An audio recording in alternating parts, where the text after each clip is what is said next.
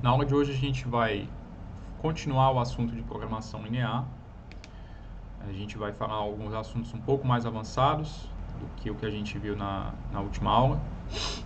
E vai ser um pouco mais prático, né? Vai ter um viés um pouco mais prático essa aula. Então, na aula passada, eu tinha passado para vocês um exercício, que era o exercício 9, que era a mochila utilizando programação linear. A gente já tinha resolvido o problema da mochila usando programação dinâmica, e eu pedi no exercício 9 que vocês fizessem um modelo, utilizassem um modelo de programação linear. Na verdade, a gente discutiu também esses modelos na nossa primeira aula de programação linear. E eu pedi que vocês implementassem os dois modelos, né? Seria o da mochila fracionária e o da mochila inteira. E eu sugeri que vocês utilizassem o SageMath, porque o SageMath é uma biblioteca em Python, né? Que é muito fácil assim de usar, tá? Praticamente não tem dificuldade para você tendo um modelo de programação linear, você transformar isso daí num código que você possa utilizar e fazer seus testes, né? E a ideia do exercício era justamente essa: vocês implementarem a mochila fracionária, a mochila inteira, e que vocês testassem e comparassem o tempo de execução, então quanto tempo leva para resolver as entradas, e também a distância entre os valores das soluções ótimas obtidas, porque existe uma diferença, por mais que sejam bem próximos os dois modelos, né, existe uma diferença crucial entre eles, que é o que a gente vai começar essa nossa aula aqui discutindo. Então, o modelo de programação linear da mochila fracionária, ele segue aquele formato de todo programa linear, né? Então, o programa linear ele vai ter uma função objetivo, que é de maximização ou de minimização. No caso da mochila fracionária é maximização, e eu vou maximizar essa soma dos produtos das variáveis x e, né, que é uma variável que vai indicar entre 0 e 1, ela vai indicar qual é a fração que eu estou tomando do objeto i para colocar na mochila, e eu vou multiplicar essa fração pelo valor daquele objeto, né, que é uma constante, que é o que está chamado aqui no modelo de VI. Então, essa é a função objetiva. Eu quero maximizar o produto entre as escolhas dos objetos que eu faço, escolha fracionária, multiplicada pelo valor daqueles objetos. E as restrições são que a soma das escolhas dos objetos multiplicada pelos pesos desses objetos, ela não pode superar a capacidade da mochila, né, que é o W, né, o parâmetro W, é uma constante também aqui, que está explicitado aí nas restrições, né?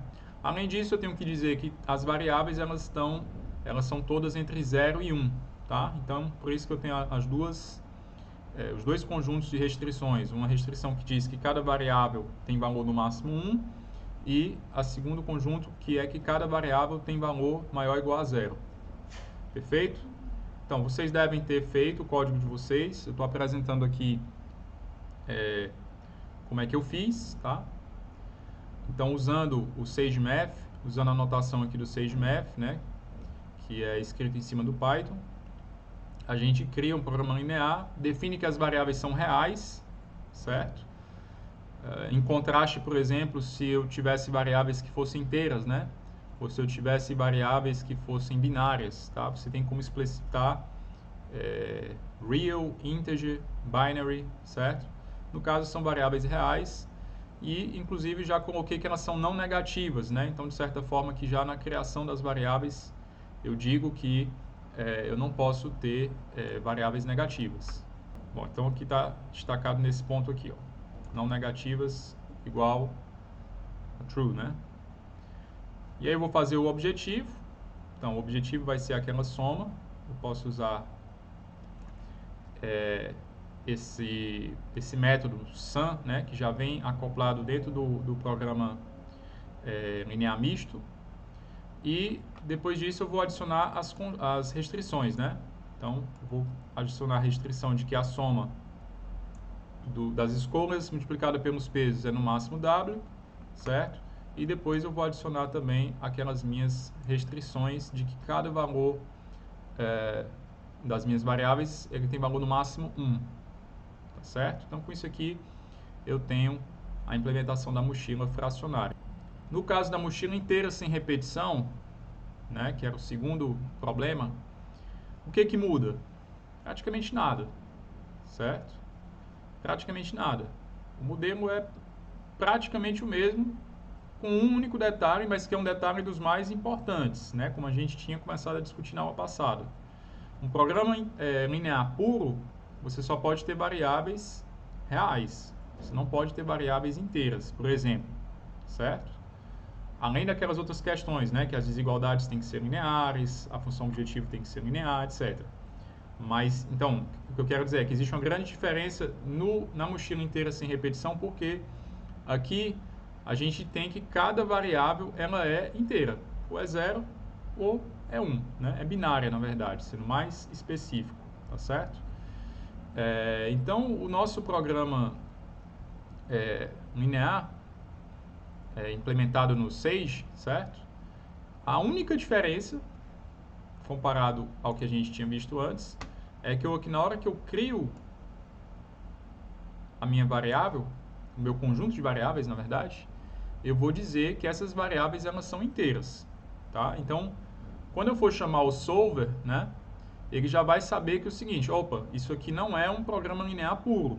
Se fosse um programa linear puro, eu consigo resolver usando um algoritmo como simplex, né? Eu tenho algoritmos polinomiais ou muito eficientes que resolvem um programa linear puro. Quando ele vê que essas variáveis são inteiras, aí ele já entra em um outro universo, né? O solver ele vai ter que considerar outro tipo de solução, porque afinal de contas, os programas lineares inteiros eles são bem mais difíceis de resolver do ponto de vista computacional, tá certo? Inclusive o assunto da aula de hoje é justamente como é que funciona uma solução para problemas de programação inteira, né? Ou seja, programas lineares com variáveis inteiras. É exatamente isso que a gente vai estar vendo como assunto da aula de hoje. Mas antes da gente adentrar nesse assunto, eu queria só aqui mostrar para vocês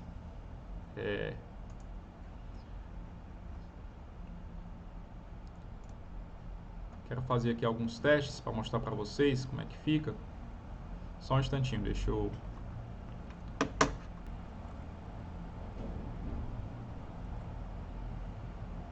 Bom, tinha feito aqui uma função para poder ler os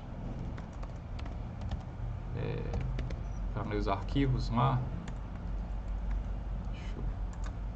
Na instância que eu quero é esse daqui.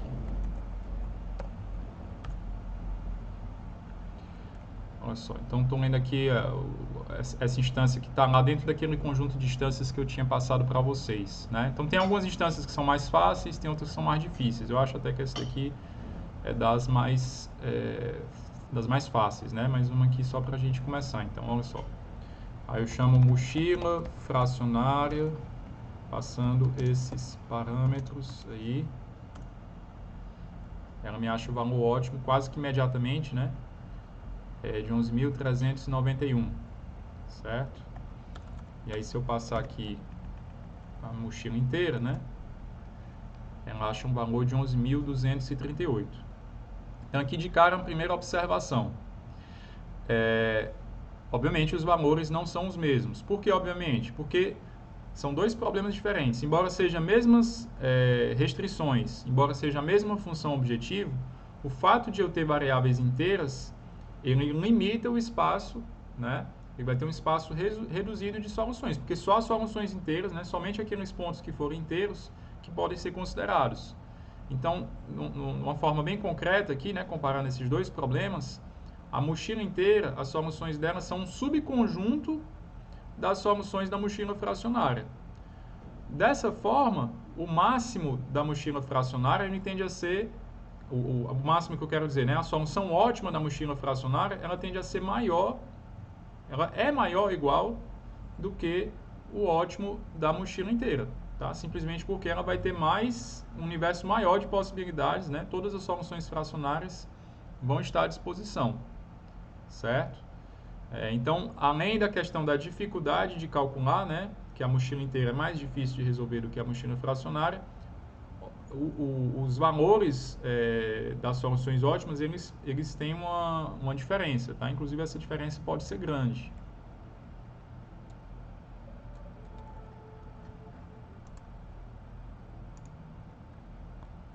Não sei se isso aqui é... Porque também se eu pegar muito difícil, aí não vai nem achar a solução, né? Mas deixa eu ver. Vamos testar aqui. Isso é um arquivo que ele está lendo, é? É no arquivo que ele está lendo. Ó, isso aqui ele resolveu praticamente imediatamente, né? E a mochila inteira... Ó, você vê que a mochila inteira ele já levou talvez aí um segundo a mais para responder, né? Então, essa instância aqui, ela ainda não é uma instância das mais difíceis, tá? Agora, parênteses, né? Quando eu estou chamando aqui a mochila inteira, eu estou usando o solver do GNPK, né? Que já é um solver bem amadurecido, tá? Que vem com várias heurísticas, com várias técnicas que são usadas para otimizar a solução desse tipo de problema, tá certo? Então, também é um pouco mérito do próprio solver do GNPK, né? Que é o solver que é usado por padrão, de conseguir resolver essa instância, que já é uma instância que já é relativamente maior. Então, vamos aqui mais uma instância.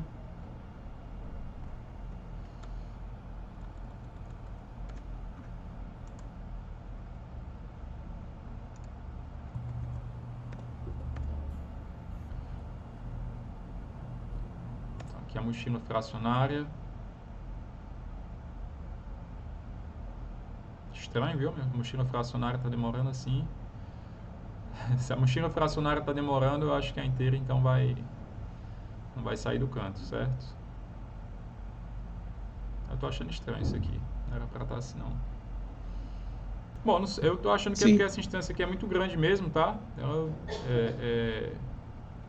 Enfim, me surpreendeu um pouco aqui, depois eu vou olhar. Mas deixa eu ver aqui outra, então. Ver aqui mais uma e a gente segue adiante. Porque afinal o meu ponto principal aqui é mostrar para vocês a diferença do valor do ótimo, certo? Eu queria também mostrar a diferença do tempo de execução, né? Para vocês terem ideia, mas tem alguma coisa aqui que não tá muito legal. Eu tinha falado para vocês na última aula, eu não sei o que é que... Ah, tá aqui, ó. Você vê que para essa instância aqui, ele já conseguiu uma solução, assim, em alguns segundos, né? Poucos segundos. Aí vamos ver a solução inteira. Eu devia ter feito uma funçãozinha para calcular o tempo, tá? Então tem que ser aqui no longômetro. Olha só, a solução inteira ele já está levando bem mais tempo, né? Com certeza aí já foi o dobro do tempo da solução fracionária. O que é perfeitamente normal, né? Já que essa entrada aqui, salvo engano, pelos valores que estão aí colocados, é uma mochila de capacidade 5.000, né? E com 1.000 itens, 1.000 itens que podem ser colocados na mochila, certo? Aí lembra quando a gente viu na aula de programação dinâmica que o algoritmo que a gente desenvolvia lá de programação dinâmica, eu disse para vocês que ele era pseudo-polinomial, inclusive, porque a complexidade ela dependia da capacidade da mochila, né? Se você tiver uma mochila de capacidade muito grande, naquela solução de programação dinâmica, você tinha que ter um vetor com aquela dimensão, né? Para cada uma das capacidades possíveis da mochila, a gente ia ter que calcular o valor da solução ótima, tá certo? Então, olha só, que essa mochila inteira, eu não sei se ela vai terminar aqui a tempo, tá? Mas já serviu para ilustrar para vocês, então, que o problema inteiro, ele é essencialmente mais difícil, tá certo? E por isso mesmo a gente precisa de alguns métodos especiais para poder abordar esse tipo de problema. Então vamos seguir adiante, eu não vou esperar aqui ele terminar, a gente segue adiante para o nosso conteúdo. Então vamos lá. Então nós vimos os dois exemplos, aí, 3 exemplos na verdade, né, de instâncias do problema da mochila, e a gente vê que tem uma diferença entre mochila fracionária e mochila inteira. a solução da mochila fracionária ela é sempre melhor, né? Ou seja, maior ou igual do que a solução da mochila inteira. E aí eu expliquei para vocês que isso acontece porque o universo de soluções fracionárias é maior do que o universo de soluções inteiras, né? Como se o problema inteiro fosse mais restrito. Na verdade, ele é mais restrito, certo? E também a gente observou a diferença no tempo de execução lá do solver, né? Por quê? Porque o programa fracionário ele consegue resolver usando os métodos eficientes, como simplex, pontos interiores, etc. Já o problema inteiro, a gente tem que usar outras técnicas, e é justamente sobre isso que a gente vai estar falando no restante da aula, né? Então, eu queria primeiro falar para vocês de um conceito importante, que é o conceito de relaxação linear. Então, o que acontece? Muitas vezes você tem um problema e você faz a sua formulação do problema como um programa linear, só que você não consegue uma formulação de programação linear pura. Então, você vai ter lá algumas variáveis que são inteiras, né, ou binárias, tá certo? O que você pode fazer, tá? Então, uma técnica que a gente usa, né, na verdade uma família de técnicas, trabalha com a relaxação linear desse seu programa. O que é relaxação linear? É simplesmente você pegar as variáveis que são inteiras e você relaxar essa condição, ou seja, você vai dizer, não, essas variáveis aqui, eu vou deixar que elas assumam valores reais, tá certo? Então, é exatamente isso. Uma relaxação linear de um programa inteiro, né, é você pegar as variáveis que são inteiras, deixar de lado essa condição de que elas sejam inteiras e permitir que elas sejam reais. Então, a relaxação linear é um outro programa linear, né? Ele não é mais o mesmo, ele não é o original, né? A partir daquele programa inteiro que você tinha, você vai gerar uma relaxação linear. Então, o exemplo que eu tinha passado para vocês, né? O modelo da mochila fracionária, você pode ver ele como sendo uma relaxação linear do problema da mochila inteira, certo? Porque a diferença entre eles é justamente essa, onde eu tinha variáveis inteiras, eu estou permitindo assumir valores fracionários. E aí aquela observação que a gente já tinha feito na prática, né? Que é a de que a solução ótima da relaxação linear normalmente não é uma solução ótima do problema original, certo? Isso a gente já tinha observado na prática. Só que, se a gente parar para pensar, embora a solução ótima da relaxação linear não seja a solução ótima, não seja necessariamente a solução ótima do meu problema que eu quero resolver, ela me dá um limite superior. Por exemplo, se eu resolvo lá a minha mochila fracionária e eu vejo que o ótimo da mochila fracionária é 1000, eu sei que no programa inteiro eu não vou conseguir nada menor do que 1000. Tá certo? Ou seja, o ótimo da mochila fracionária ele me dá um limite superior do que seria o ótimo da mochila inteira. Ou de forma geral, né, o ótimo do problema relaxado, de um problema qualquer, na versão relaxada, ele me dá um limite superior, né, se for um problema de maximização, do ótimo do meu problema inteiro. Tá? Se ao invés de maximização for minimização, muda só um pouco a lógica, né? Ou seja, ao invés de ser limite superior, vai ser limite inferior, né? Se o problema for de minimização, é o contrário. O ótimo da relaxação ele é um limite inferior do que seria o ótimo do problema inteiro. Tudo bem até aqui? Alguma dúvida? Acho que não, né?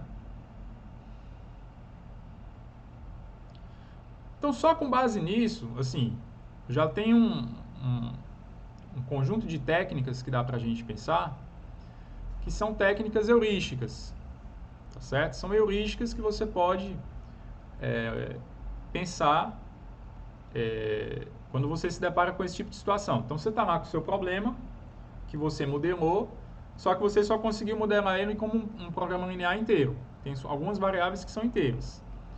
E aí você sabe que esse problema é mais desafiador de resolver, né? Então você precisa bolar alguma estratégia. Você pode, por exemplo, utilizar heurísticas baseadas na relaxação linear. Então como é que funciona isso? Ideia geral.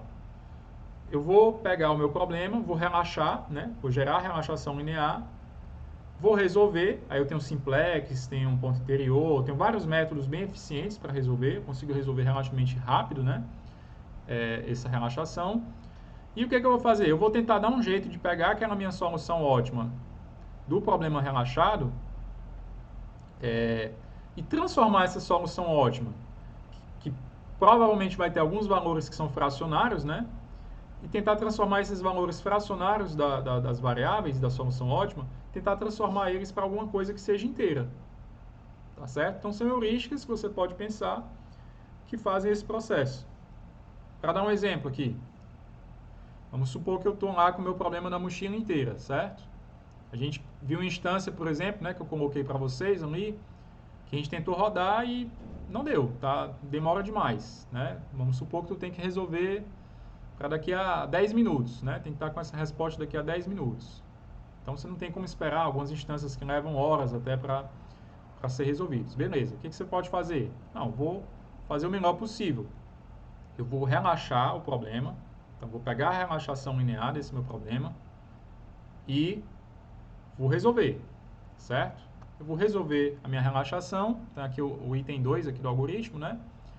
Eu vou chegar a uma solução, tá? Só que essa solução ela não é inteira, né? Vai ter algumas variáveis provavelmente que vão estar com valores fracionários. Ela ainda não me serve. Eu preciso ter uma solução inteira. O problema que eu quero resolver é o problema inteiro, certo? Então, no caso da mochila, né? Vai ter alguns itens lá que eu peguei, sei lá, 2/3 daquele objeto. Então, preciso decidir o que eu vou fazer com essa informação, tá certo? Porque eu só posso pegar ou 0 desse objeto ou 1, né? Eu só posso pegar 0 ou 1. Ok. Então, como é que eu poderia fazer? Só uma ideia aqui, bem simples. Eu vou tentar construir uma outra solução, uma solução que eu estou chamando aqui de x', né? Da seguinte forma. Olha, se o valor de uma variável xi ele era 0, ou então se ele era 1, beleza. Aí não tem problema, né? Se o valor de uma variável já estava 0, ou então ele estava 1, beleza, eu vou manter do jeito que está, né? Afinal de contas, eu quero justamente uma solução onde os meus valores sejam todos 0 ou 1. Então, essas aí eu não vou mexer. Mas, os valores de variável que tinham valor fracionário, então, para cada xi que tem um valor fracionário, eu vou fazer o seguinte, uma estratégia possível, tá? Eu vou verificar se eu consigo fazer esse valor dessa variável se tornar 1, respeitando, claro, a capacidade da mochila, né? É a principal restrição que tem que ser levada em consideração. Se eu conseguir, maravilha, né? Então, vou deixar o valor dessa variável como 1, e não como uma fração que estava. Se eu não conseguir, então eu vou deixar o valor dessa variável como 0. Então, eu vou fazer isso para cada uma das variáveis que tinha valor fracionário. Se eu conseguir colocar ela para ficar 1, beleza. Se não, eu deixo 0. Eu vou fazer isso. O que eu vou obter no final? Eu vou obter uma solução x', que é uma solução inteira, inspirada naquela solução fracionária que eu tinha no começo, né? Ou seja, alguma coisa talvez ela tenha guardado, né, dessa minha solução ótima, e ela é uma solução viável para o meu problema inteiro. Ficou claro esse processo? Professor, Oi. Ingrid, precisa ficar variando a ordem com que a gente coloca a solução para 1 ou para 0? Porque pode ser que em determinado momento uma entrando não caiba mais nenhum. Ótima pergunta, né? Ótima pergunta. Aqui, a ordem importa, né? Quer dizer, eu fiz uma heurística bem básica aqui, certo? Eu pensei nessa heurística na hora que eu estava escrevendo aqui o slide, mas, como a Ingrid bem observou, né? Eu talvez pudesse ser mais inteligente na escolha da ordem que eu vou usar para esses itens. Por exemplo, eu gostaria de priorizar talvez aqueles objetos que têm um melhor custo-benefício, né? Por exemplo, tá certo? Ou eu poderia pensar outra estratégia qualquer, né? Para, digamos assim, priorizar alguns, né? Em detrimento de outros, tá certo? Então, realmente, aqui é uma heurística bem básica, mas que poderia realmente ter levar em consideração também esses outros critérios, tá certo? Mas o ponto principal aqui que eu quero que vocês peguem é o seguinte: aqui eu tenho uma família de heurísticas que eu posso pensar. Essa daqui é só a mais óbvia, né? É uma espécie de arredondamento que eu estou fazendo aqui, certo? Eu vou tentar arredondar os valores da minha solução fracionária. Tem outras coisas que eu posso usar. Você pode usar a sua imaginação aí, certo? Tem várias heurísticas que você pode pensar. Mas a ideia geral é: eu pego o meu problema, relaxo, encontro a solução do problema relaxado e, com base nessa solução do problema relaxado, eu vou fazer alguma coisa, alguma transformação, e aí é onde eu digo que você pode usar a sua imaginação, né, o que você achar que vai dar um resultado melhor, e você vai transformar essa solução fracionária em alguma coisa que seja inteira, né? Agora, veja bem, é uma heurística, tá? Ela não vai te dar nenhuma garantia de que a solução que tu vai obter é uma solução ótima do problema inteiro, porque se fosse assim era uma maravilha, né? A gente conseguia resolver os problemas inteiros com bastante facilidade, mas não, é uma heurística, ela vai fazer o melhor esforço possível para tentar chegar numa boa solução. Professor, Oi, quem fala? Eduardo. Oi, Eduardo. Professor, só para confirmar aqui um entendimento que eu tive desse caso, o xi que for fracionário, na solução x, vai ser só um, né? Na verdade, é só um item que pode entrar como fracionário na solução relaxada, não é isso? É verdade, você tem razão. Certo. E assim, eu não sei se eu consigo... se não tiver atingido exatamente o valor máximo, por exemplo, no caso de maximizar, né, exatamente o valor da mochila, por exemplo, a gente sempre vai arredondar para 0, né? Arredondar para 1 vai ser só no caso de ter conseguido uma solução ótima. É verdade. Tem razão. Tá certo. Era só para poder ter essa... Como eu disse, eu tinha pensado nessa heurística aqui na hora que eu estava fazendo o slide, né? Eu não fiz com muito capricho, não. Porque o meu ponto principal era ilustrar como é que isso pode funcionar, né? No caso da mochila, seria mais simples do que o que eu coloquei aqui, tá certo? Mas em outros problemas já, digamos assim, né? Podem ter problemas que você vai ter várias variáveis que são fracionárias, é essa lógica que eu coloquei aqui, ela faria mais sentido, realmente, tá certo? Mas você tem razão, né? Talvez bastasse só pegar aquela fracionária e deixar ela de lado, né? A variável que ficou fracionária, e acabou. Já tem uma solução interessante, tá certo? Bom, beleza, professor. Obrigado. Professor, Oi. Fala. Quando terminar a execução desse passo a passo aí, o X final, vamos supor que ele dê 0101. Pode dar essa resposta, né? Certo? Pode. Pronto. Aí, sendo 0101, o que significa em si? O que isso está me dizendo? Não, isso está me dizendo, da forma que a gente modelou aqui, né? 0101 quer dizer que você tinha 4 itens à disposição. O item 0 você não pegou, o item 1 você pegou, o item 3 você não pegou e o item 4 você pegou. Você escolheu então o item 3, o item 1 e o item 3. Você escolheu para ficar na sua solução ótima. Tá certo, entendi. Seria essa a leitura. Tá certo? Ok. Uhum. Bom, então vamos para a segunda parte, digamos assim, dessa nossa aula, tá? Então, ali eu falei para vocês vamos dizer assim, uma classe de heurísticas que você pode fazer com base na relaxação linear, tá certo? Mas se você quer ter certeza, né? Se você quer encontrar a melhor solução possível, se você quer a solução ótima, tá certo? Você precisa usar uma técnica... uma opção, né, seria você usar uma técnica chamada Branch and Bound, que é talvez o algoritmo mais usado, né, para você resolver problemas inteiros, né? É um algoritmo que com certeza está implementado ali no GLPK, né, no solver, né, que a gente usou, tá certo? E esse algoritmo é legal para a gente porque ele vai servir como exemplo.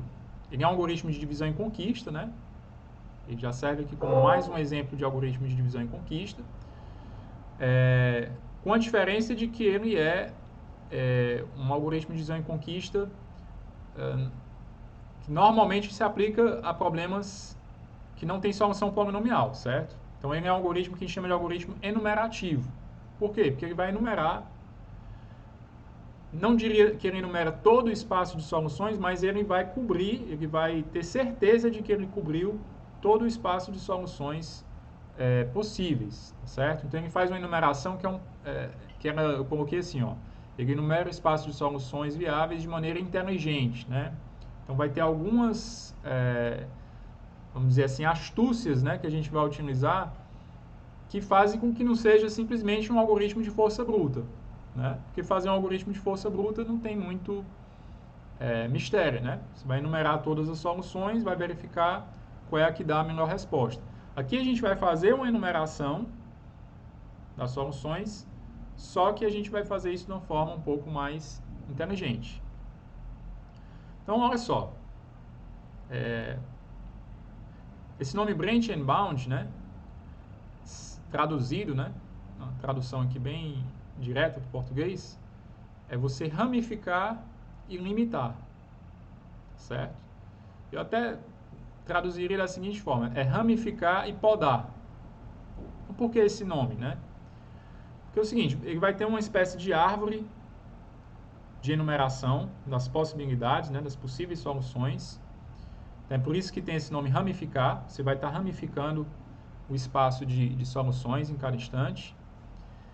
E a parte do limitar, né, que eu também poderia chamar de podar, significa que vai ter alguns ramos da árvore que eu vou identificar. Olha, esse ramo aqui, embora eu pudesse enumerar um conjunto de soluções que estão ligadas a esse ramo, eu posso usar uma estratégia que vai poder me dizer o seguinte, olha, talvez esse ramo aqui não valha a pena. Ou seja, eu já tenho uma solução que ela é tão boa que nesse ramo aqui eu não tenho a menor esperança de achar algo melhor. Então o que eu faço? Eu vou cortar, vou podar esse ramo, né? Que no caso significa que eu não vou perder meu tempo enumerando as soluções que estavam nele, tá? Isso vai ficar mais claro, tá? Só dando aqui uma ideia geral, tá certo? Então, como eu falei para vocês, ele vai usar uma árvore de busca, né? Essa árvore de busca, o primeiro nó, ele é o problema original, é aquele problema com as restrições originais que o problema tem, representando o conjunto total de soluções viáveis para aquele problema, tá certo? E aí, o que acontece? Os filhos de cada nó, eles representam, esses ramos, né, que são gerados, os filhos de cada nó, eles representam um particionamento desse meu conjunto de soluções viáveis. Para dar um exemplo bem concreto, vamos supor que tu tem lá um problema, tu tem uma variável xi, onde essa xi, ela só pode ter valor 0 ou 1. Então, eu posso gerar dois filhos, a partir do nó que eu estou, né? Eu posso gerar dois filhos, onde um filho vai ser as soluções em que xi é fixado como 0, e o outro filho são as soluções em que o xi é fixado como 1.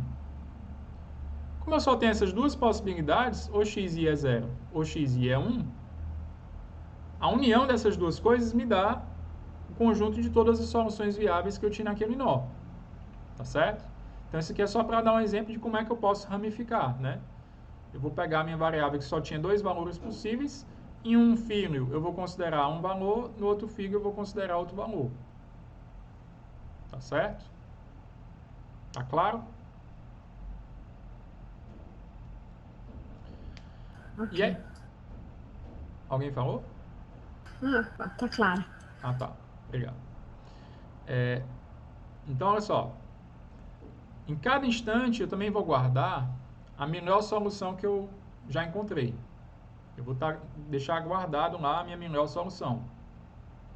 Por que eu vou deixar guardada a melhor solução? Bom, primeiro porque eu estou procurando a melhor solução, né? Então faz sentido. Cada vez que eu encontrar uma solução que seja melhor do que a melhor que eu conhecia, né? Eu vou guardar essa solução, obviamente, né? Mas tem uma segunda razão, que é o seguinte. Toda vida que eu for explorar um nó, toda vida que eu chegar no nó da minha árvore, né, dessa minha árvore de branch and bound, eu vou tentar encontrar limites. Então, se o problema for de maximização, eu vou tentar encontrar um limite superior. Por que eu vou tentar encontrar um limite superior? Vou dar um exemplo aqui bem concreto. Imagina que a melhor solução que tu conhece, ela tem um problema de maximização, tá? Imagina que é um problema de maximização. E a melhor solução que tu conhece, ela tem valor 1000.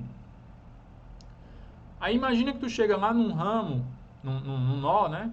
Tu chega lá no nó e tu calcula um limite superior para as soluções que estão naquele nó e tu descobre que esse limite superior ele dá 970. 970 é o melhor que tu pode conseguir naquele nó, sendo que tu já tem uma solução que tem valor 1000.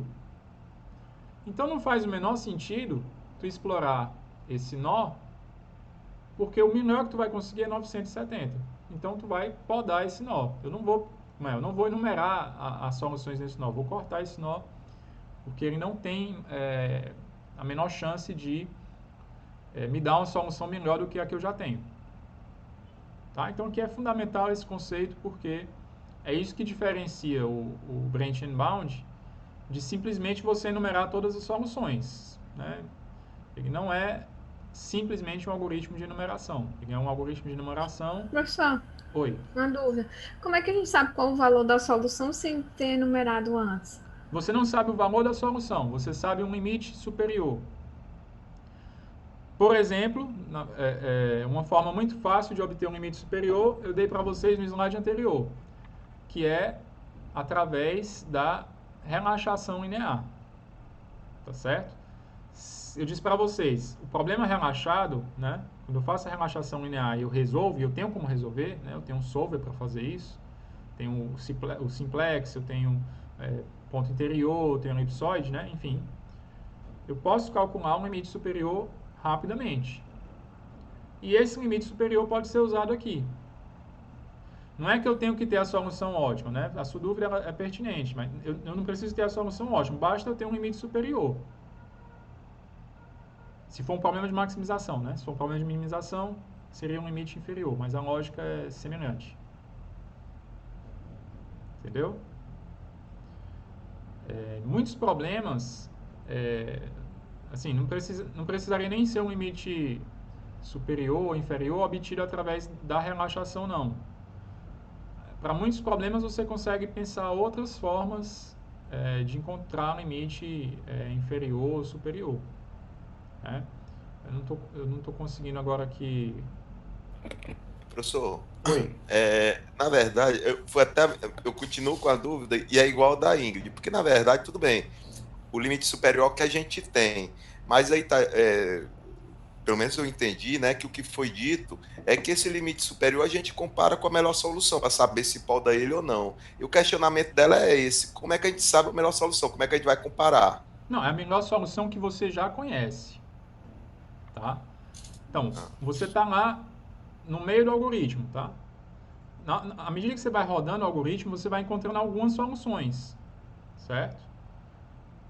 Então, por exemplo, se eu começo a rodar meu algoritmo, não encontrei nenhuma solução, certo? Aí eu vou lá no nó, aí ramifico, aí vou no outro nó, ramifico. Eu vou ramificando, vai chegar a hora que eu vou chegar no nó em que eu vou achar uma solução inteira.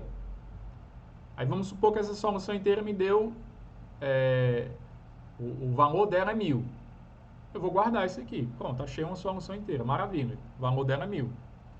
Mas eu não posso parar aqui. Eu tenho que continuar a rodar o algoritmo, porque pode ter outras soluções inteiras que sejam menores do que 1000. Perfeito? Por isso que eu vou continuar. Aí, num segundo momento, eu posso chegar no nó. E nesse nó, eu verificar que o limite do que eu posso conseguir nesse nó é inferior a 1000. Eu tinha dado como exemplo 970. Então, se o limite superior para esse nó é 970, nesse nó aqui que eu não tenho esperança de achar nada melhor do que o que eu já tenho, que é 1000. Então, não vou perder meu tempo enumerando esse nó.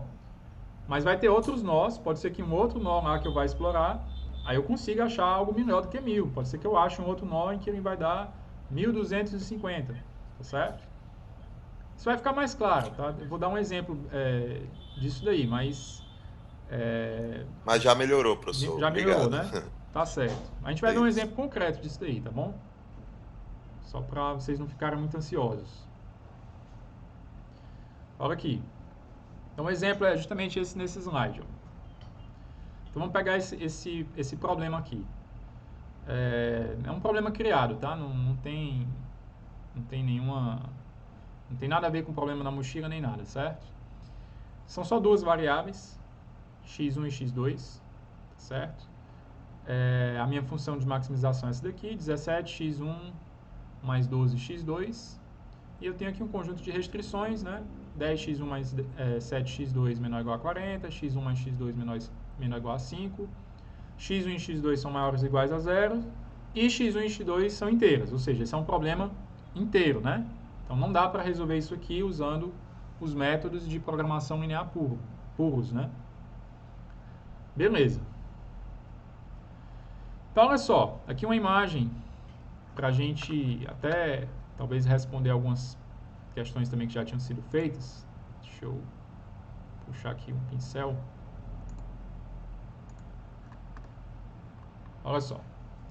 Então é o seguinte, essa parte aqui tracejada, né, é a relaxação linear desse problema. Ou seja, seria o poliedro, né, que eu obtenho considerando esse conjunto de restrições e desconsiderando o fato de que as variáveis são inteiras. Então, olha só, aqui, ó, essa aqui é a restrição correspondente a 10x1 mais 7x2, 40, né? Então, tem uma reta aqui correspondente a isso, né? Essa reta aqui. E eu tenho aqui uma outra reta, opa, não era essa daqui não. E eu tenho aqui uma outra reta, né, que é essa reta aqui, correspondendo a outra restrição, que é x1 mais x2 menor ou igual a 5, certo?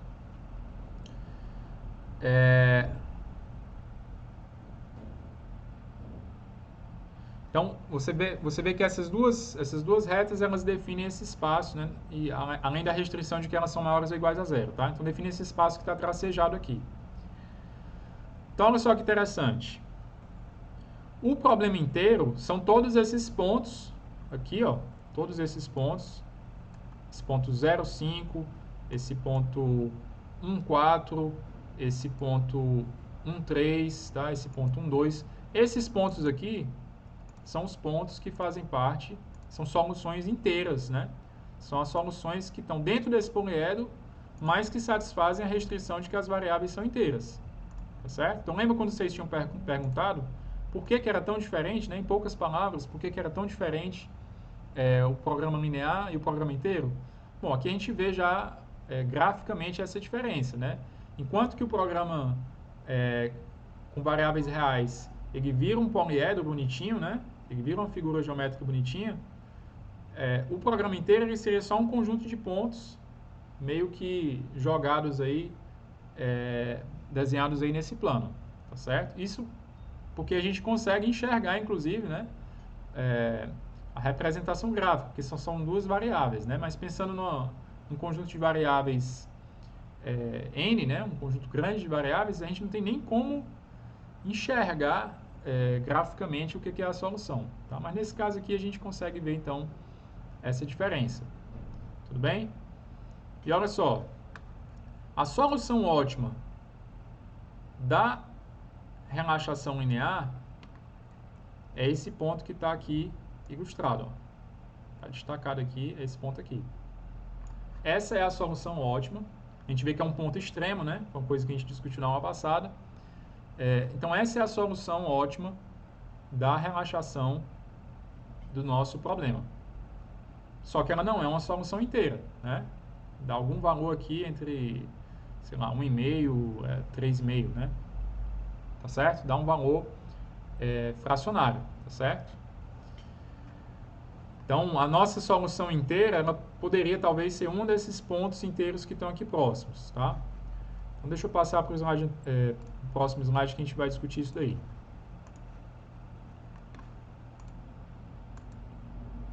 Então, olha só. aqui tem até a informação, né? O valor ótimo da relaxação são os valores x1 e x2 igual a 5 terços e 10 terços. Então, é esse o valor daquele ponto que a gente tinha destacado. E o valor dessa solução é 68,33. Então, esse é o valor ótimo da relaxação linear. O que é que isso me diz sobre o problema inteiro? Uma informação.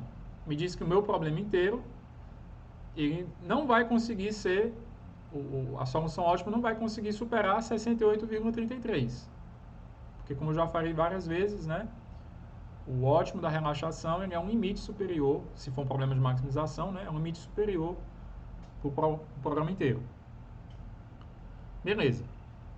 Aí você poderia pensar algumas ideias, né? Pô, já sei o que eu vou fazer, né? Eu estou com solução fracionária, que é a menor possível, né? Por problema fracionário. Mas, então, eu vou fazer o seguinte. Como eu quero a solução inteira, eu vou arredondar. Vou fazer um arredondamento.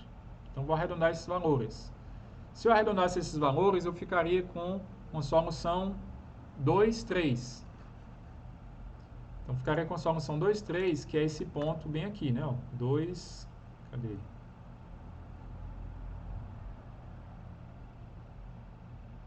Acho que tem algum erro aí. Ah, tá, não, desculpa. É que na verdade nem é uma solução viável, né? O ponto 2, 3, na verdade, a questão é que o ponto 2, 3 ele nem é uma solução viável. Ele seria esse ponto aqui, que ele está fora do meu conjunto de soluções viáveis, tá certo? Então, simplesmente arredondar a solução fracionária não ia dar jeito na situação. Tudo bem? Outra alternativa, não, beleza, arredondar não deu certo, né? Então, eu vou fazer o seguinte, eu vou tentar pegar a solução inteira mais próxima, né, geometricamente falando,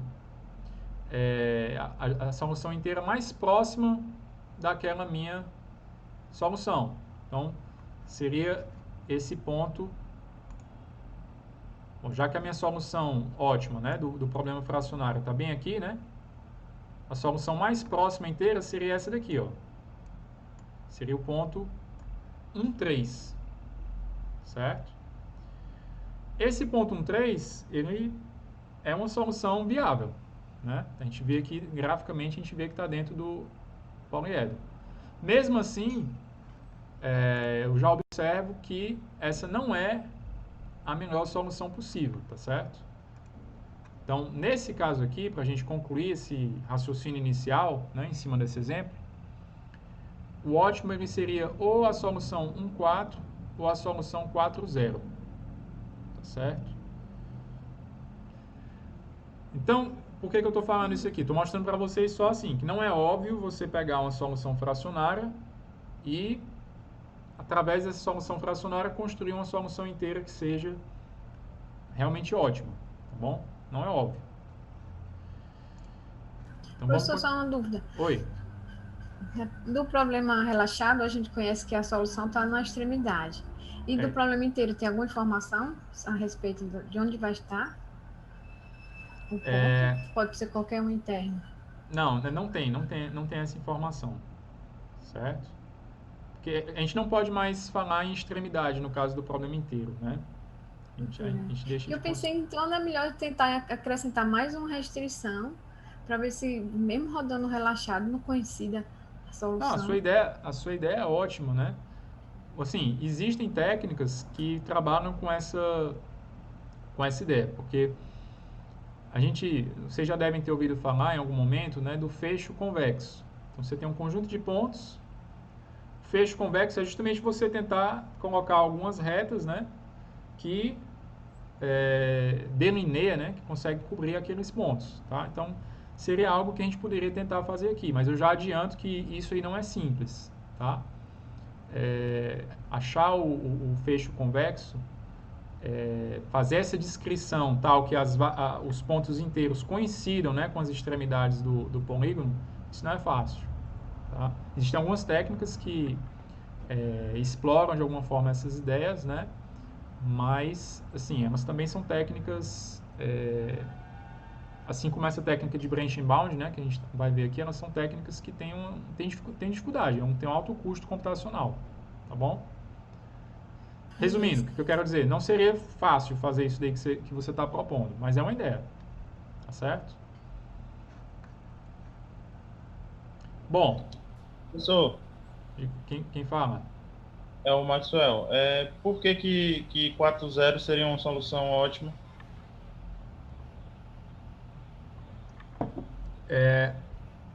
Porque é o seguinte, ó, se você pegar essa reta que está colocada aqui, deixa eu destacar.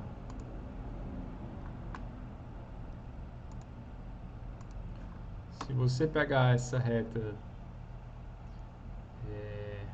porque ela tá quase difícil de ver aqui, certo? Mas se você observar aqui, ó, nesse ponto aqui, você tem a reta correspondente ao objetivo. Essa reta correspondente aqui ao objetivo, que é a 17x1 mais 12x2, no caso igual a 68,33, né, que é o ótimo, ela cresce nessa direção, certo? Ela cresce nessa direção aqui, ó. Então, quanto mais para essa direção um ponto tiver, melhor ele vai ser com relação à função objetivo. Mas, na verdade, assim, resumindo, você pode simplesmente calcular. Calculei 17x1 mais 12x2, substituindo o valor x1 igual a 1 e x2 igual a 3, ou então substituindo com o valor x1 igual a 4 e x2 igual a 0. Você vai ver que você tem uma minoria no valor da solução, certo? Ok. Mas, geometricamente falando, a explicação é essa. É como se nessa direção aqui a gente tivesse um crescimento da função objetivo. Então, por isso que os pontos que estiverem mais para outra direção, eles são inferiores. Então, vamos lá. Vamos agora, então, aplicar branch inbound, né? Mostrar como é que você aplicaria branch inbound para resolver esse problema, né? A gente já, digamos assim, eu espero ter convencido vocês de que não é óbvio, né? Ou seja, que alguma coisa precisa ser feita aqui que não é óbvia para conseguir achar o ótimo desse problema. E mais ainda, para achar o ótimo de qualquer problema inteiro, né, que a gente se depare. Então, olha só. A ideia principal do branch inbound é pegar o espaço de soluções e sair ramificando na minha árvore, né? Sair ramificando é um algoritmo de divisão em conquista, né? A gente está cansado de ver algoritmo de divisão em conquista. A ideia é pegar um problema original e quebrar em subproblemas, tá? E a gente vai fazer exatamente isso aqui. Exatamente esse princípio. Então, como é que a gente vai fazer essas ramificações, tá? Então, como é que vai funcionar? Olha só. Eu vou olhar para a minha solução fracionária. A minha solução fracionária tem a variável x1, que ela tem valor 5/3, né? Na solução ótima lá da relaxação. Então, essa variável fracionária, eu gostaria muito que ela deixasse de ser fracionária, obviamente. Certo? Então, o que eu vou fazer? Com base nesse valor da variável, eu vou ramificar. Por quê? A variável x1, eu posso separar os valores dela em duas possibilidades. Como a solução que eu quero é inteira, né? Ou a minha solução, eu vou ter x1 menor ou igual a 1, ou na minha solução eu vou ter x1 maior ou igual a 2. Ou uma coisa ou outra. Vocês concordam comigo? Esse valor 5/3 que estaria no meio, né? Ele estaria entre 1 e 2, né? Mas eu não quero isso. Então, eu vou eliminar essa possibilidade fazendo o seguinte, olha, eu vou adicionar uma restrição de que x1 é menor ou igual a 1, de um lado. Isso vai me gerar um subproblema. E no outro subproblema, porque eu não posso descartar a possibilidade, né? Eu não posso descartar a possibilidade de que x1 não seja menor ou igual a 1. No outro subproblema, eu vou considerar a possibilidade de que x1 é maior ou igual a 2. Ou uma coisa ou outra vai acontecer. Ou x1 é menor ou igual a 1, ou x2 é maior ou igual a... Ou x1 é maior ou igual a 2. Então, eu não estou aqui trapaceando, né? Eu continuo considerando o meu universo de possibilidades. Claro, eu só estou descartando algumas soluções aí que são fracionárias, mas elas não me interessam. Tá? Elas não me interessam de forma nenhuma. Então, eu posso fazer isso aí. Oi. Essas duas restrições aí podem... eu não entendi se for maior igual ou menor igual. Eu pensava que poderia ser o igual apenas. qual a justificativa de ser maior ou igual e não apenas só igual? Não, porque se eu disser, ó, se eu disser que x1 é igual a 1 ou que x1 é igual a 2, você concorda que eu estou deixando de lado algumas possibilidades? Por que, que o x1 não pode ser 3? E nem 4? Nem 6? Nem 1000? Certo? Então eu não Porque posso... o que eu estava imaginando com arredondamento é sempre assim, né? A relaxação era um arredondamento, digamos assim. Não, E a não relaxação... arredondamento. Não é que a relaxação é um arredondamento, certo? A relaxação, ela é uma transformação do... Como é que eu diria? A palavra certa é relaxação mesmo. Você vai relaxar o seu problema e permitir que tenha soluções fracionárias, tá? Aqui a gente não está falando de arredondamento. O arredondamento não... O arredondamento é que vai te dar uma solução heurística, né? Tá mais... Você espera que ela seja boa e tal, mas, assim, você não tem nenhuma garantia. Aqui a gente está tratando, nesse momento, o branch bound é um método exato. Eu quero achar realmente a melhor solução. Então, aqui não é exatamente um arredondamento, né? O que eu estou pegando é... Eu tenho uma variável que é fracionária, só que eu não quero... Na minha solução ótima, eu não quero valores fracionários. Então, o que eu vou fazer? Eu vou considerar apenas o universo de possibilidades inteiras. Então, a minha variável x1, ou ela é menor ou igual a 1, ou ela é maior ou igual a 2. Você concorda? Não tem nada, não pode ser nada diferente disso. Se ela estiver entre 1 e 2, ela é fracionária. E aí eu não estou interessado em solução fracionária. Mas eu posso dizer que qualquer solução do meu problema inteiro, ou x1 vai ser menor ou igual a 1, ou x1 vai ser maior ou igual a 2. Essa é a lógica por trás de ser desigualdades. Eu tenho que cobrir ainda o meu universo de possibilidades de variáveis inteiras. Pelo que eu entendi, colocando essas duas restrições, você está eliminando as frações entre 1 e 2 da solução. Isso, e é ótimo. Quer dizer, eliminar soluções fracionárias para a gente é uma maravilha, porque a gente não gosta delas, né? A gente quer a solução inteira. Então, olha só. Inclusive, vai ter uma figura que vai ajudar a gente a ver isso, já já. Então, assim, mas eu quero só que vocês entendam. Eu peguei meu problema inicial, gerei a relaxação, vi que tinha uma variável fracionária, aí com base nessa variável fracionária eu vou fazer o seguinte, eu vou quebrar em 2 subproblemas, né, considerando essas desigualdades aqui. Então, isso está esquematizado, né, nesse slide aqui, ou seja, é como se eu realmente gerasse 2 subproblemas, né, só que em um problema eu vou acrescentar a restrição de que x1 é menor ou igual a 1, e no outro subproblema eu vou acrescentar a restrição de que x1 é maior ou igual a 2. Ó. Aqui a diferença é x1 menor ou igual a 1, aqui x1 maior ou igual a 2. Então são os meus dois problemas firmes, né? Problema P1 e P2.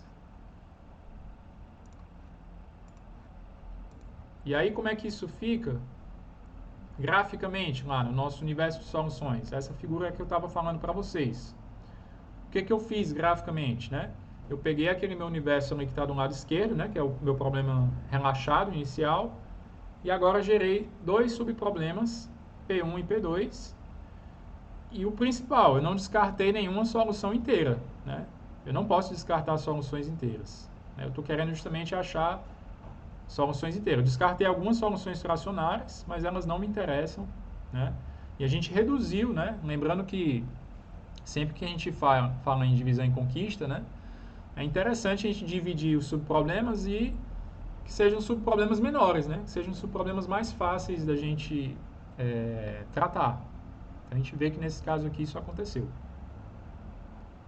Tá certo?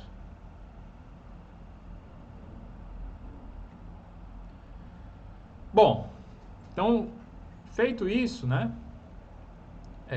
Agora eu vou considerar... Eu tenho 2 nós que eu ainda não estudei, né? É o nó correspondente ao problema P1 e o nó correspondente ao problema P2. Então, esses nós eles estão lá na minha pilha, né? Ou na minha fila, como você quiser estabelecer a ordem de prioridade que eles vão ser analisados. Aqui cabe inclusive heurísticas, né? Você pode usar heurísticas para decidir qual é o nó que você vai avaliar primeiro, tá? Aqui a gente vai começar então pelo o nó correspondente ao problema 1, problema P1. Então, olha só, o que eu vou fazer? O que eu sempre faço? Vou resolver a relaxação do problema P1 e vou encontrar uma solução. Nesse caso, se a gente observar, ó, a gente tem uma propriedade interessante do problema P1, que é a seguinte: todos os pontos extremos, né, do meu poliedro, eles são pontos inteiros. Então, maravilha, né? Não é de espantar, então, que a solução ótima desse nosso problema P1, ela seja uma solução inteira. Então, se você rodar o simplex aqui, né, ou qualquer outro método de programação linear puro, ele vai achar que a solução ótima é esse cara aqui, é esse ponto extremo aqui. Tá certo? Perfeito. Achamos a nossa primeira solução inteira, que é a solução fazendo x1 igual a 1, x2 igual a 4, e se você calcular lá a função objetiva, ela dá valor 65. Então, essa solução eu vou guardar, né, nas minhas soluções preferidas, né, minha solução, a melhor que eu achei até aqui, eu não tinha nenhum, né, agora estou com uma solução ótima, que é essa solução de valor 65. Tudo bem?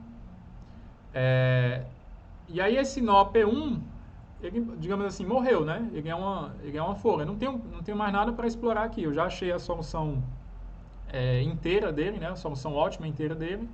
O valor dela é 65. Maravilha. Tá certo?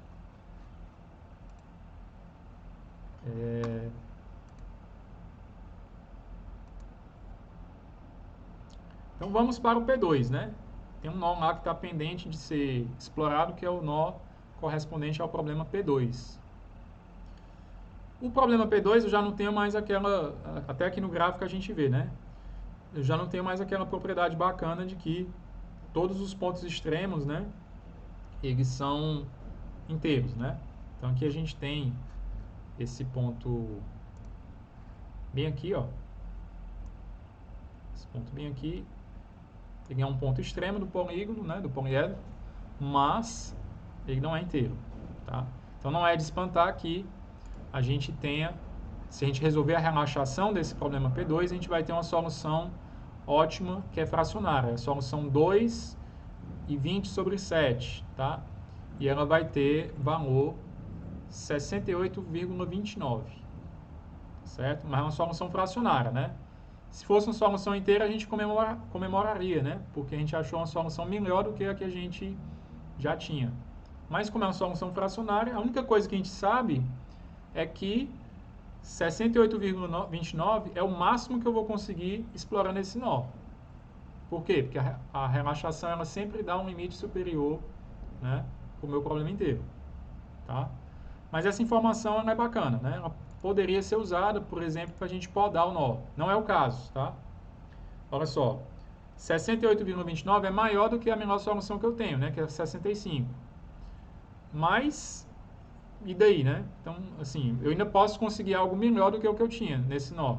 Então, isso não é justificativa para a gente podar ele, né? A gente só pode podar, a gente só poderia podar, né? Se, por exemplo, quando eu calculasse que o limite superior desse 60. Só a título de exemplo, né? Se desse 60, eu ia dizer, nesse nó aqui eu não vou conseguir mais do que os 65 que eu já tenho. Então, deixa ele de lado, tá? Mas não é o caso, né? Então, tô só falando isso para vocês, que é uma coisa que a gente vai estar... Em cada nó a gente faz esse mesmo processo. Resolve a relaxação. Resolvendo a relaxação, se a solução for inteira, maravilha, parou, não tem mais o que fazer nesse nó. Se a solução inteira for menor do que a que eu já tinha, maravilha, vou atualizar a solução que eu tinha. Se não, a relaxação ela vai dar uma solução fracionária. Aí eu vejo, esse limite dado pela solução fracionária, ele ainda é maior do que o menor que eu tinha, né? Se for, vale a pena continuar a explorar o nó. Se o limite, ou seja, o máximo que eu posso obter nesse nó, é menor do que o que eu já tinha, então eu vou deixar ele de lado, eu vou podar esse nó, tá? Então são processos que a gente faz, eu vou até, lá no final a gente vai ver um pseudocódigo, né? Mas eu estou aqui colocando para vocês como, é aquilo que a gente faz em cada iteração, né? Desse nosso algoritmo.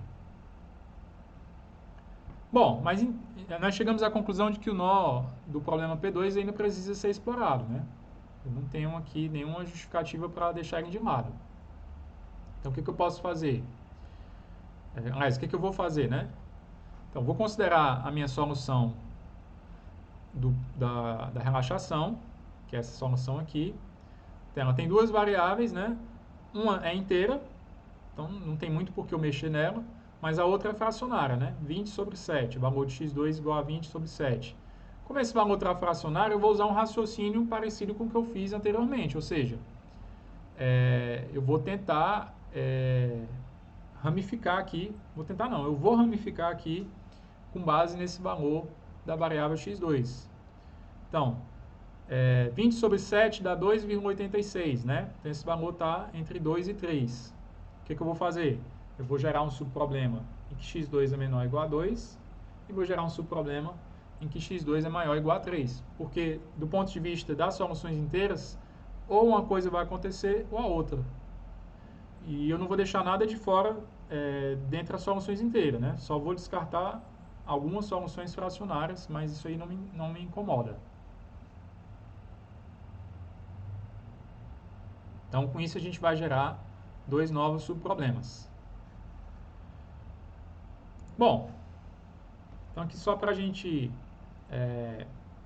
um retrato, né, da situação que a gente está agora, já olhando do ponto de vista da árvore, né?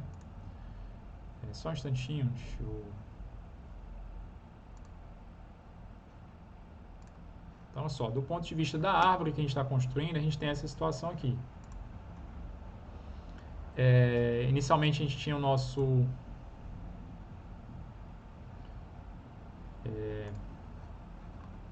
Então, inicialmente a gente tinha aqui o nosso problema inicial, né? P0 aqui na figura. Aí a gente tirou os subproblemas P1 e P2. A gente resolveu o problema P1 e encontrou a nossa primeira solução inteira, né? Que é essa solução aqui de valor 65. A gente resolveu o problema P2 e encontrou a solução fracionária de 68,29. E aí decidiu que a gente precisa continuar a explorar esse nó aqui. Então, a gente vai gerar dois subproblemas, tá?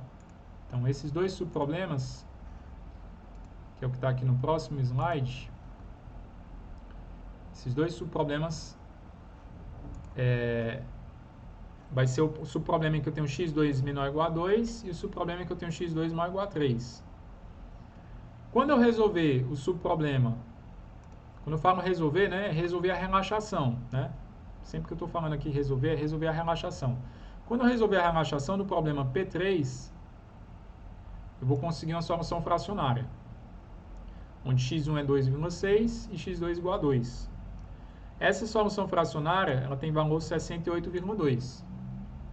Aí lembra, a menor solução que a gente tem valor 65. Então, se eu tenho esperança de conseguir algo que pode chegar até 68,2, eu preciso continuar a ver o que vai acontecer aqui, né? Pode ser que eu ainda consiga algo melhor do que os meus 65 que eu já garanti, digamos assim. Então, vou explorar, né? Vou continuar a explorar. Aqui é uma observação prática, né? Observação prática. Porque é o seguinte, eu já tinha esse nó aqui do x2 maior ou igual a 3 para explorar, né? Eu poderia, digamos assim, depois que eu explorei esse aqui, eu poderia já passar para aquele, né? Em outras palavras, eu poderia fazer uma espécie de busca em largura, né? Na prática, costuma ser mais interessante fazer em profundidade, ou seja, você vai ramificando até não dar mais. Ou seja, até você chegar em alguma coisa, né? Chegar numa solução.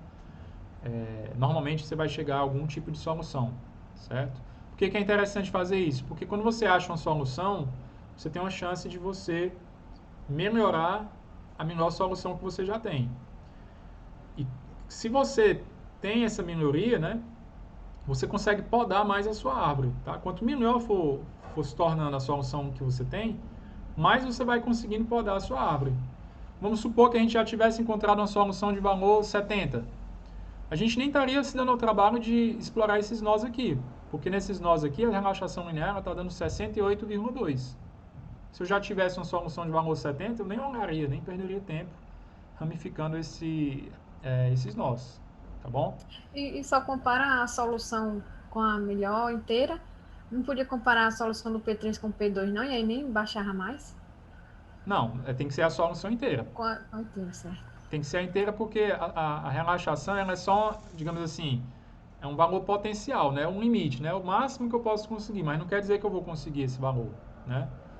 Por exemplo, embora aqui esteja dito que a relaxação me diga que o limite é 68,2, nada impede de que a melhor solução inteira que eu tenho aqui seja bem abaixo disso, seja 60, vamos supor. Eu não sei, pode ser. Ela só me dá uma esperança, né? Eu tenho a esperança de chegar, existe a possibilidade de que eu consiga chegar em 68,2. Mas não é nada garantido. Então, por isso que eu tenho que realmente comparar. O que é garantido? Eu tenho uma solução inteira fazendo x1 igual a 1, x2 igual a 4 e ela me dá valor 65. Isso é garantido. Aí não tem para onde correr.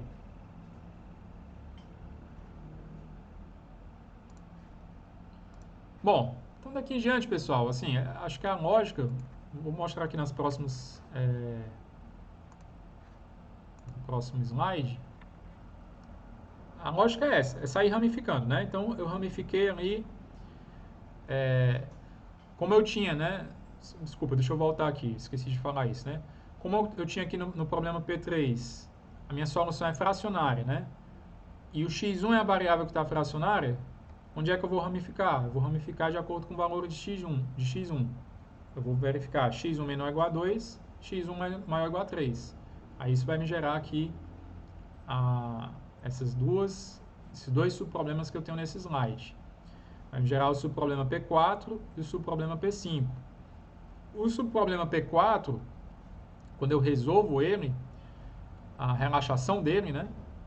Ele me dá uma solução inteira. Legal. Ele me dá uma solução inteira. A solução x1 igual a 2, x2 igual a 2. Mas o valor dessa solução é 58. Então, assim, embora seja uma solução inteira, é bom num certo sentido, porque também não preciso mais explorar esse nó, não? Ele foi encerrado aqui, né? Mas ele não melhorou a menor solução que eu tinha, infelizmente. Tá certo? Mas tudo bem. Aí a gente vai analisar o problema P5.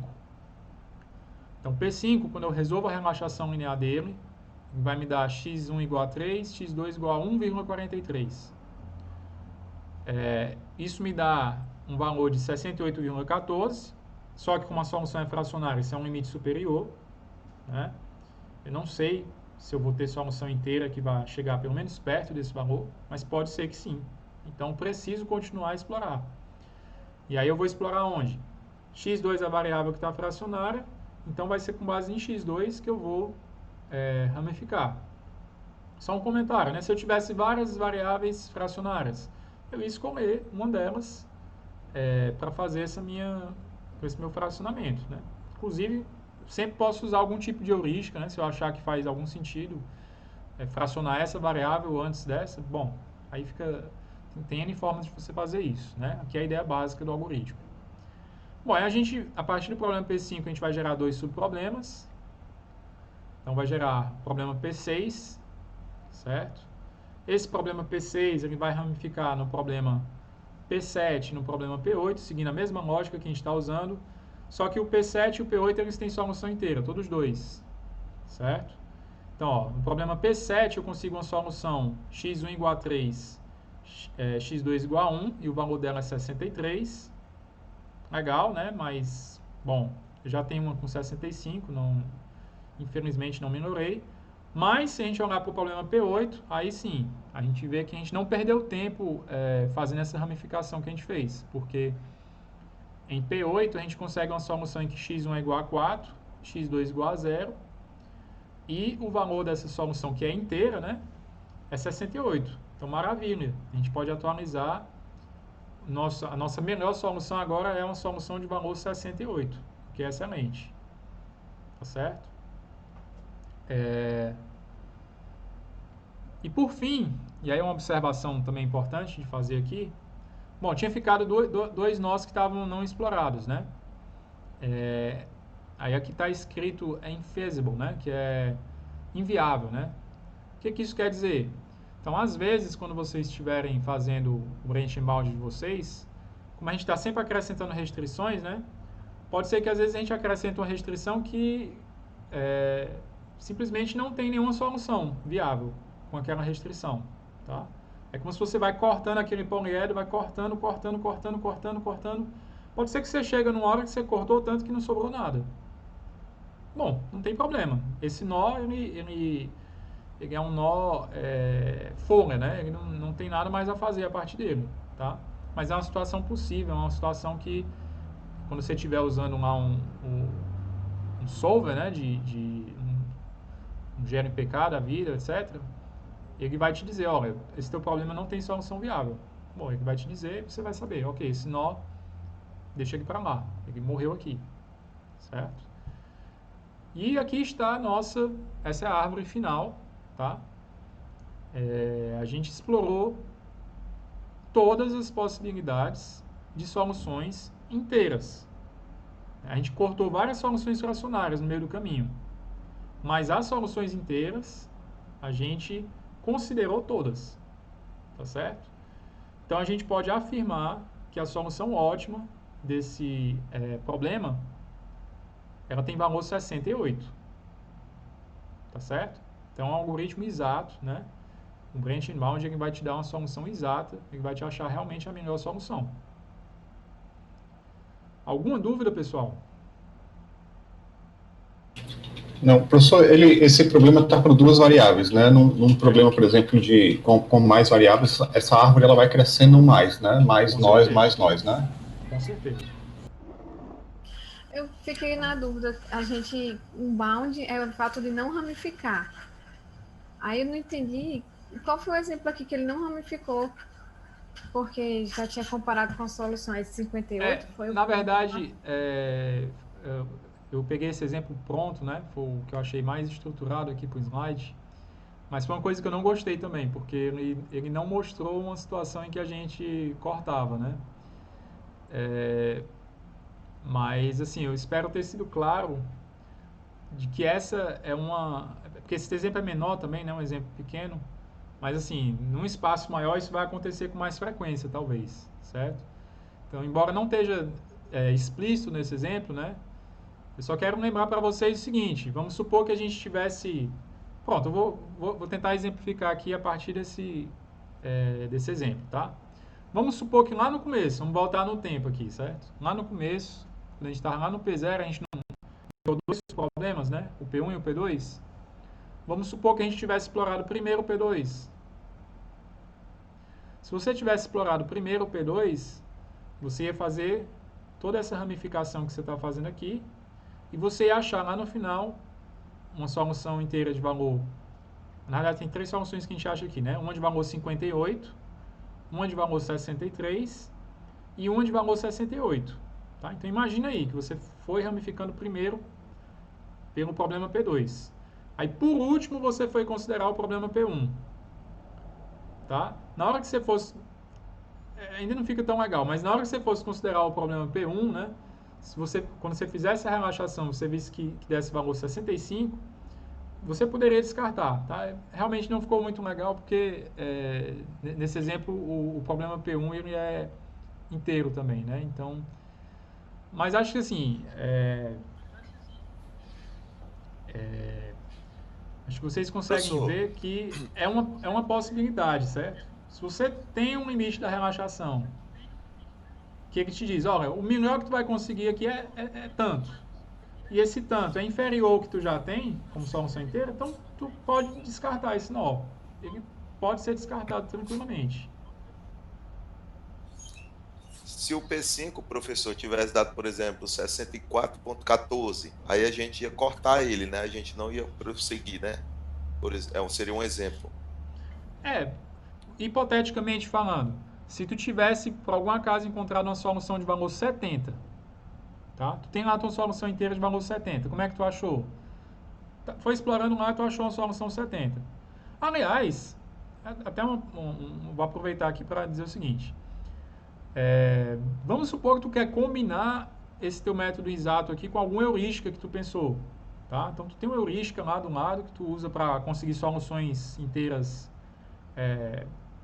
bem rápido, né? Não são necessariamente ótimas, mas talvez sejam boas soluções. Então, vamos supor, tu tinha uma solução de valor 70. Aí tu chega no nó, tu resolve a relaxação e o valor dele dá 68,14. Para que tu vai explorar esse nó? O máximo que tu vai conseguir é 68,14. Mas tu já tem uma solução de valor 70. Então tu deixa esse nó de lado. Não tem por que tu explorar. Tu sabe que se tu explorar, tu vai conseguir alguma coisa que é no máximo 68,14. Não tem sentido. Tá? Então, embora realmente a gente não tenha... esse exemplo, infelizmente, não tem essa situação, mas eu espero estar mais do que explicado, né? Que essa é uma situação possível, né? E interessante, né? Quando isso acontece é ótimo, porque você está deixando de perder tempo com nós que não vão trazer nada de melhor, né? Alguma dúvida mais? Professor, por mais que P9 e P10 não encontrem solução, mas os cálculos ainda é feito, né? Até os cálculos do corte. Estou falando no algoritmo em si. Não, no Ele algoritmo... ainda efetua os cálculos, até ver se dá para cortar ou não aquele ramo. Não, quando é infeasible, quer dizer o seguinte: quando você jogou o teu programa com a restrição extra, né? No caso aqui, ó, do P9, né? Qual a diferença do P2 para o P9? No P2 eu tinha um conjunto de restrições e no P9 eu acrescentei a restrição de que x2 é maior ou igual a 3. Não foi isso que aconteceu? Sim. Essa restrição de que x2 é maior ou igual a 3, na hora que eu acrescentar e mandar resolver o meu programa linear, ele vai ver que não tem solução. Aí ele vai te dizer infeasible, inviável. Isso é um problema que não tem soluções. Aí tu não precisa fazer mais nada, porque aqui morreu realmente. Não tem o que ramificar, não tem mais espaço. O espaço morreu, né? Ficou vazio. Então realmente aqui é um caso... A gente nem chama de poda, né? A gente chama de poda quando você usa um limite superior ou inferior, né? Para poder deixar de explorar aquele nó, porque ele não ia trazer nada melhor. Mas aqui nesse caso é simplesmente que você foi acrescentando restrições e chegou num ponto que não sobrou nada, não tem nada a ser explorado naquele ponto. Certo? São duas situações. Ok. Bom, pessoal, então aqui só um esquema, né? Uma espécie de resumo. Eu tentei achar aqui um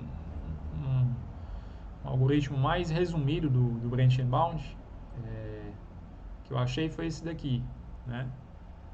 Você vê que você começa com o espaço você começa com o seu problema inicial, né? Que é esse X aí. Coloca ele dentro de uma fila de prioridade, né? Aí, normalmente a pilha seria o ideal, porque como eu disse para vocês, que é melhor você ir aprofundando o máximo possível, né? Mas você pode usar outros tipos de fila de prioridade, né? Algum tipo de heurística. Bom, aí aqui é o algoritmo básico, né? Você pode acoplar, por exemplo, uma coisa que você poderia acoplar, que eu tinha sugerido anteriormente, né? Se você tem uma heurística para o teu problema, que ela costuma dar bons resultados, né? Você já pode de cara rodar essa heurística para conseguir uma solução inicial. Por que não, né? Você já vai ter uma solução inicial, se a solução inicial for boa, de repente ela já vai te ajudar a podar bastante os nós da árvore, né? Tá certo? Se tivesse alguma que considera alguma das variáveis como zero, já pegava, facilitava, né? Porque uma solução ótima, o x2 deu zero. Não entendi. Testar uma solução, tipo, eliminando variável, porque se a gente disser que ela é zero logo, aí roda o problema sem ela. Bom, assim, você está propondo uma heurística, né, para conseguir uma solução inicial. Essa heurística, assim, talvez não fosse tão interessante. O que eu estou dizendo assim, vou dar um exemplo, problema do caixeiro viajante, certo? Tem várias heurísticas para resolver o problema do caixeiro viajante. E algumas delas trazem bons resultados na prática. Só que elas são heurísticas, ela não garante que vai te dar a solução ótima. Só que se ela já der um bom resultado, para a gente aqui já ajuda bastante. Por quê? Se você já começar o teu algoritmo de branch and bound com uma boa solução, embora não seja necessariamente ótimo, mas é uma boa solução, ela vai te ajudar. Ela vai te ajudar porque ela vai te permitir podar muitos nós que não conseguem encontrar uma solução melhor do que ela. Ou seja, que o limite, né, que a gente obtém com a relaxação, ele já é inferior a essa solução que você já tem. Certo? Então ajuda. Né? Então ajuda. Então tem várias coisas, né? Outra heurística que eu falei. Qual é a ordem dos nós que vai ser considerada na exploração dos ramos? Você pode, de repente, bolar alguma heurística aí para o teu problema. Pode achar que é melhor explorar primeiro esse tipo de nó aqui do que o outro. Não sei, tá? Enfim, aqui tem a estrutura, né? A ideia é essa. Você vai selecionar um nó, vai resolver a relaxação. Se a relaxação ela dá um limite que está inferior da tua menor solução, tu vai podar, tá certo? Se não, tu vai ter que particionar, tu vai ter que verificar, né, onde é que deu a variável fracionária, tu vai particionar, né, vai gerar subproblemas e vai acrescentar esses subproblemas na tua lista, que está chamada de L, né, que é a lista de nós que ainda estão para ser considerados, certo? Então é exatamente o esquema que a gente seguiu no exemplo. Bom, pessoal, é isso, tá? Então, para concluir, né, obviamente vou deixar aqui um exercício para vocês. E o exercício é justamente vocês pegarem, vocês desenvolverem um algoritmo branch and bound para o problema da mochila inteira. Na verdade, eu até esqueci de colocar aqui, né? Vamos chamar assim de pré-exercício, tá? Antes até de você fazer esse exercício 10. O que eu sugiro? Pega o exemplo que eu acabei de dar, tenta desenvolver um algoritmo branch and bound que resolve exatamente esse exemplo que eu acabei de dar. Por que eu estou sugerindo isso? Primeiro, que vocês vão ter a experiência de fazer um algoritmo branch and bound bem simples. Segundo, que vocês vão ter aí todas as informações que eu já passei para saber qual é o valor da solução ótima, para testar, né? Ver se realmente vocês estão fazendo a ideia da forma correta. Então, eu recomendo aqui como pré-exercício, né, vocês fazerem isso, implementar um algoritmo branch and bound, exatamente como a gente fez lá no nosso exemplo. E aí depois, que é o que eu estou pedindo aqui no exercício 10, né, vocês implementaram um algoritmo branch and bound para o problema da mochila inteira. Então quando eu falo você implementar um algoritmo branch and bound, né, fica subentendido que assim, você não pode usar, é claro, o solver, né, o GNPK, por exemplo. Você não pode usar o GNPK para resolver, porque se você usar ele para resolver problema inteiro, você está trapaceando, né? É exatamente o que você queria estar resolvendo. Então, você só pode usar o solver para resolver problemas de programação linear puros, né? Ou seja, são aqueles em que todas as variáveis são reais. Tá? Então, aqui é essa observação que eu coloquei aqui na segunda linha do slide. E aí aqui no terceiro item eu digo o seguinte, né? Pensem, né?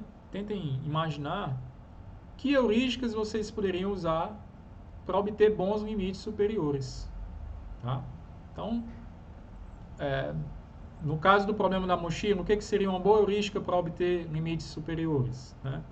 A gente sabe que fazendo a mochila fracionária, né, que é a relaxação, vai dar um limite superior. Então, essa já é uma forma de fazer. Se você achar que consegue bolar outras ideias, né, maravilha. Pode ser que isso daí torne o seu branch and bound mais eficiente, né? Então, não tem uma forma de fazer o branch and bound. Tem várias formas de você fazer o branch and bound. Quanto mais você acoplar essas heurísticas, né, boas heurísticas, claro, você vai conseguir ter uma solução mais rapidamente. E é isso que os solvers profissionais, né, tem um solver chamado Cplex, que é bastante conhecido, bastante usado e é muito bom realmente, que se você comparar a solução do Cplex com a solução do GNPK, o Cplex é muito mais rápido e resolve muito mais rápido. Por quê? Porque ele tem lá heurísticas aí pensadas pelos melhores pesquisadores, né, e realmente muita experiência, né, nesse desenvolvimento desse tipo de algoritmo, e eles conseguem fazer um algoritmo que é superior ao do GNPK, por exemplo, tá bom?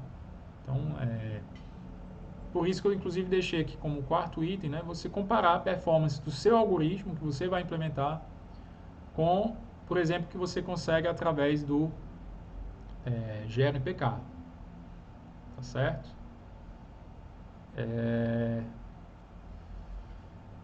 Então é isso, pessoal.